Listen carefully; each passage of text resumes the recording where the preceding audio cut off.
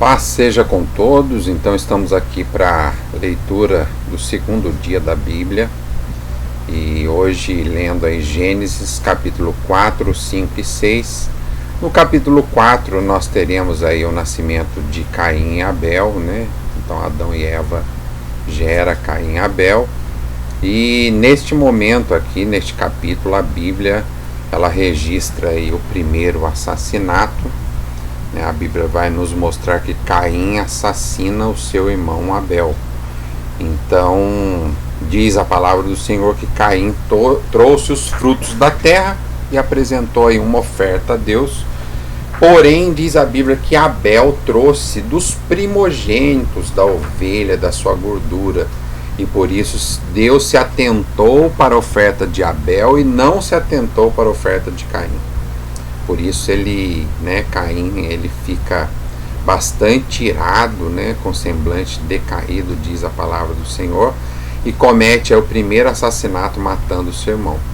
Após ele cometer esse assassinato, Deus o instrui e diz para ele o que ele esperava dele. Deus não queria, com a repreensão ou com a rejeição, que ele se revoltasse, mas na verdade que ele fizesse uma revisão, que ele melhorasse a sua postura, a sua forma de ofertar, talvez até mesmo o conteúdo da sua oferta, que quando nós lemos a Bíblia nos dá a impressão que Caim fez lá de qualquer maneira, e nós vemos que Abel, ele mostra-se um cuidado, ele trouxe dos primogênitos, ele buscou o melhor que ele tinha, e é certamente isso que Deus espera, no momento da nossa oferta a ele.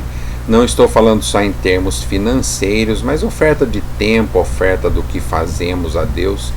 Então esse aí era o que Deus esperava de Caim, não que ele realmente se irasse e matasse seu irmão. Então aqui o Caim é amaldiçoado pelo sangue do seu irmão que foi derramado na terra, e Caim se arrepende, Deus e pede perdão, Deus perdoa, faz uma intervenção e coloca um sinal para quem encontrasse não ferisse Caim. Aí aqui existe toda uma teoria, não é a nossa intenção entrar. Alguns diz sobre esses sinais, o que seria, diz até que era a cor da pele que era diferente, que é o surgimento da pele negra, mas nós não temos nenhuma prova bíblica, evidências para afirmarmos isso. Então nós não vamos adentrar esta questão aqui. Apenas ele tinha um sinal para quem encontrasse não ferisse. Então é isso que a Bíblia diz. E Caim, ele gera Enoque.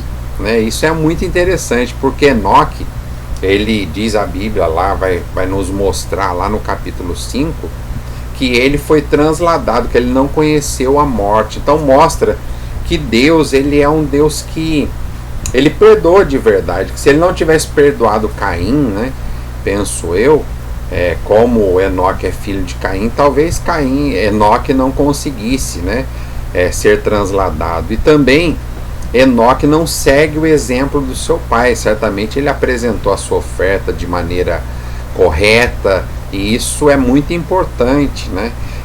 Não sei quem está nos acompanhando aí, mas você, filho, talvez você seja um filho, identifique nos seus pais algum erro. Isso pode acontecer, mas isso não é motivo para seguir, perpetuar o erro. Enoque, ele dá aqui um momento que ele basta com esse erro e ele não perpetua. Muito importante e interessante aí esta observação.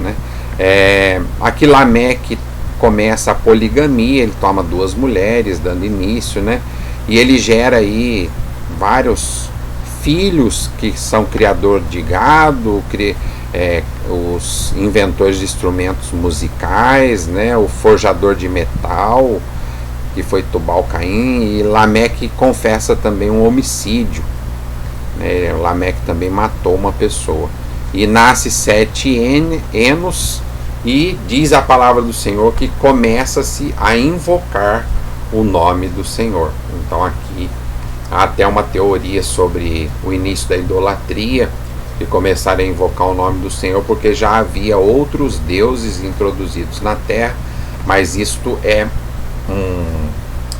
é um assunto para um estudo bíblico, não cabe aqui que estamos fazendo só a leitura bíblica.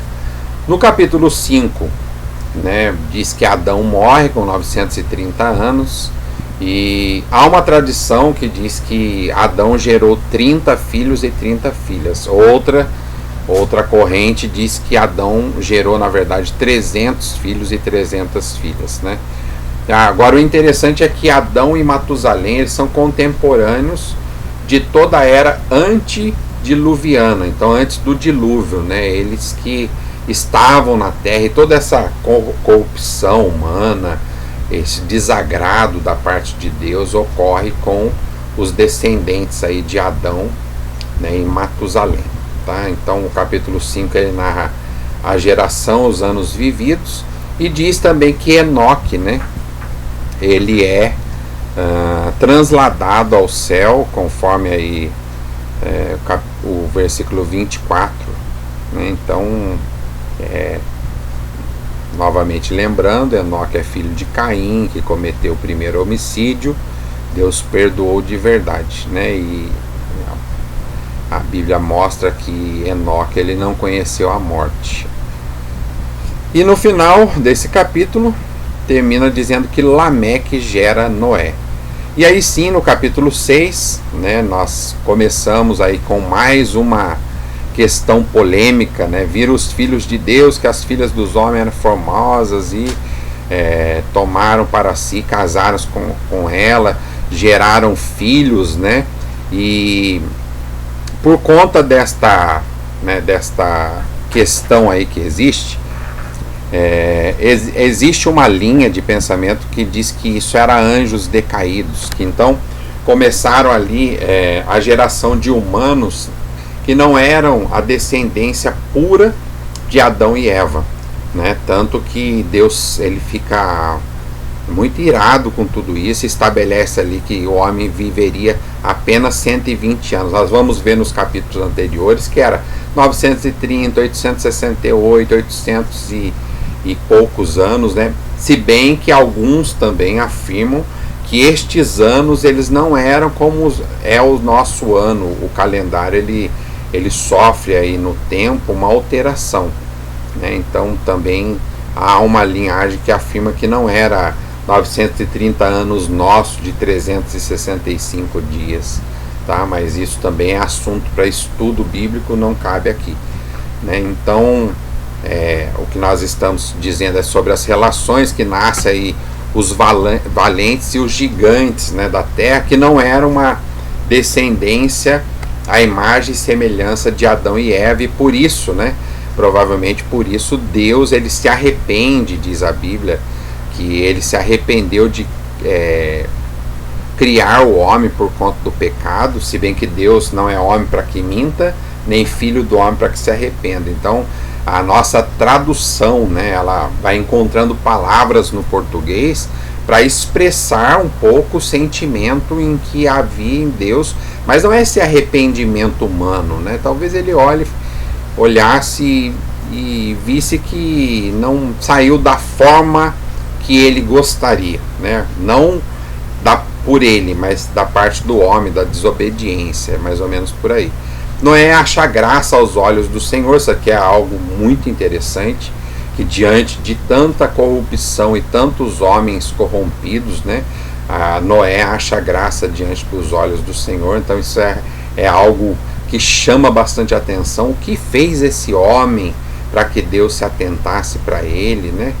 O que ele estava fazendo no meio de todo mundo corrupto. Mas nós vamos ver que Noé ele teve também que pagar um preço, ele teve que se manter firme para que ele fosse estabelecido o plano, né? Então a terra estava corrompida, violenta, então Deus dá a Noé, né, um homem simples, sem conhecimento de engenharia naval, náutica, nada, as medidas da arca, que eram 125 metros de comprimento, 28 metros de altura e 23 metros de altura. Eu li já em algumas literaturas que esta medida, né, da arca revolucionou a história da construção de navios, né? Então, interessante, porque tem que ter uma medida para não virar, né, para se manter na água. Deus entregou isso a Noé. Então Deus pode entregar a você também uma estratégia, algo novo, revelar a você. Deus tem esse poder, Ele fez isso com Noé, Ele pode fazer com qualquer outro ser humano da terra também, porque Ele é Deus, né? Então Deus comissiona aí Noé a juntar alimentos e os casais de animais e toda a sua família para entrar na arca e conservarem a vida, né? Porque Ele haveria de mandar aí um dilúvio sobre a terra. Então termina aqui a leitura do dia 2 com esse capítulo 6. Deus te abençoe. Eu espero por você aí no dia 3, na próxima leitura bíblica e as considerações que faremos aqui. Deus te abençoe, até lá.